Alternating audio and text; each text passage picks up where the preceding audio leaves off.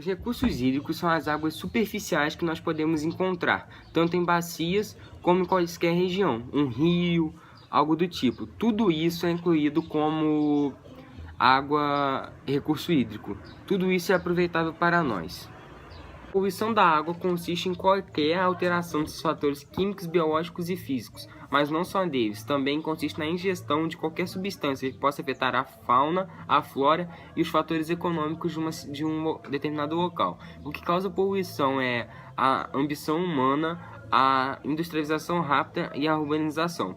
A industrialização causa não só a poluição, mas a eutrofização dos recursos hídricos, que no caso são os rios, porque elas liberam muito matéria orgânica, e com essa matéria orgânica o zooplâncton se alimenta muito, e por essa abundância de alimento ele se multiplica muito rápido, e a luminosidade para baixo acaba e afeta a fotossíntese das plantas, e acaba afetando todo o ecossistema do rio, porque a partir das plantas que os peixes pequenos conseguem se alimentar. E como eles não se alimentam, eles morrem. E assim subsequente. E quando um rio fica sem planta, ele fica sem oxigênio. Então nada ali vai sobreviver.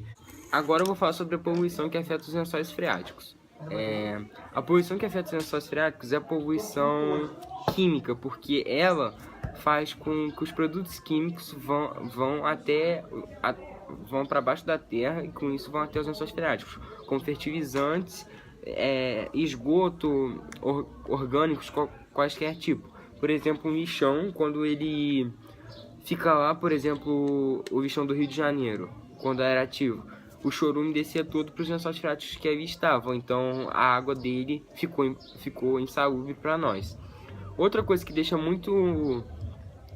lençóis freáticos muito afetados, que é um exemplo atual no caso, é o gás de xisto nos Estados Unidos, porque ele, com a pressão hidráulica, ele força, então a água e a areia descem, então nesse descer da água e da areia, eles acabam indo para o lençol freático, chegando até lá e poluindo, porque os Estados Unidos vê que lá, para eles não tem importância os lençóis freáticos, porque aqui no Brasil nós temos uma grande área de lençol freático que faz com que eles pensem que vão vir aqui buscar. Eles têm esse pensamento, por isso poluem lá e deixam aqui sem nada para nós. Outra coisa que é muito poluente também são os agrotóxicos usados na agricultura, que fazem o solo perder sua...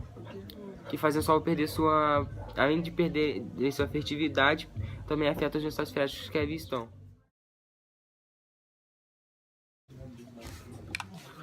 Com o objetivo de buscar soluções para os problemas de recursos hídricos da Terra, foi realizado no Japão, em março de 2003, o terceiro Fórum Mundial de Água.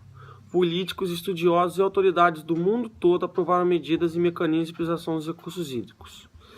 Estes documentos reafirmam que a água doce é extremamente importante para a vida e saúde das pessoas e defende que para que ela não falte e nem seja poluída no século XXI, alguns desafios devem ser urgentemente superados.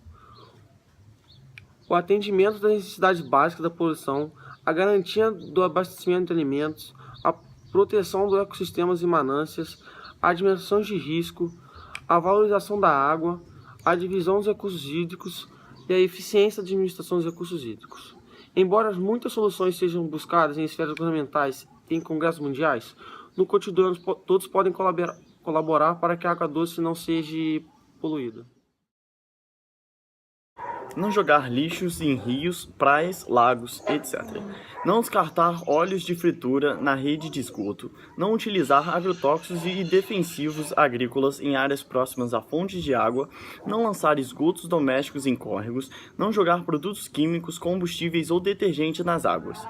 Essas são dicas para ajudar a diminuir a poluição das águas. Um solo contaminado pode ser definido quando há comprovadamente poluição ou contaminação causada pela introdução de quaisquer substâncias ou resíduos que nele tenham sido depositados, acumulados, armazenados, enterrados ou infiltrados de forma planejada, acidental ou até mesmo natural. Nessa área, os poluentes ou contaminantes podem concentrar-se em superfície nos diferentes compartimentos do ambiente, como por exemplo no solo, nos sedimentos, nas rochas, nos materiais utilizados para alterar os terrenos nas águas subterrâneas, além de poderem concentrar-se nas paredes, nos pisos e nas estruturas de construção. Agora eu vou falar do beneficiamento do café. O beneficiamento do café pode ser feito de duas maneiras, por via seca e por via úmida. No processamento por via seca, o café é lavado depois da colheita, submetido a um processo de secagem. A casca é o principal resíduo gerado por esse processamento. No processamento por via úmida, o café é lavado e despolpado. A atividade de lavagem e despolpa dos frutos do cafeeiro geram grandes volumes de rejeitos sólidos e líquidos, com considerável teor de matéria orgânica e inorgânica, possuindo elevado potencial poluidor, exigindo assim total tratamento anterior ao descarte. Outra forma de contaminação é o uso de fertilizantes. A instalação de sucessivas culturas agrícolas em um solo terá tendência para ele ir baixando a fertilidade, uma vez que a maior parte dos elementos que as plantas absorvem não voltam ao solo. Isto é, são exportados para fora dos locais onde foram retirados. A progressiva intensificação cultural veio a exigir a utilização de produtos capazes de atuar mais rapidamente e com mais eficácia na alimentação das plantas. Essas substâncias, no seu conjunto designadas por fertilizantes, podem atuar na produção mediante de uma ação essencialmente direta, isto é, proporcionando às culturas uma maior disponibilidade dos elementos nutritivos. Os resíduos de cana-de-açúcar também são outra fonte de contaminação. O vinhoto ou vinhaça é o resíduo pastoso mal cheiroso que sobra após a destilação fracionada do caldo de cana-de-açúcar fermentado, para a obtenção do etanol. Para cada litro de álcool produzido, 12 litros de vinhoto são deixados como resíduos. Quando jogados nos rios ou no solo, constituem uma série de fontes de poluição. Já existem maneiras de se utilizar o vinhoto como fertilizante na agricultura. O resíduo passa pelo processo chamado osmose inversa, onde é concentrado e se torna próprio para uso na agricultura. Descarte incorreto de embalagens também são fontes de contaminação dos solos. Os resíduos químicos tóxicos presentes em embalagens de agrotóxicos e afins, quando abandonados no ambiente ou descartados em aterros e lixões, sob a ação da chuva, podem migrar para as águas superficiais e subterrâneas, contaminando o solo e os lençóis freáticos.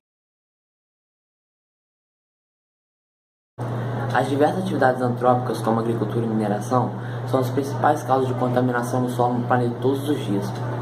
Há diversas técnicas que podem ser utilizadas para descontaminar e recuperar o solo totalmente, como a incineração, que é a queima de lixo em usinas e indústrias, e o landfilling, que são aterros sanitários onde são descartados resíduos sólidos, como lixo.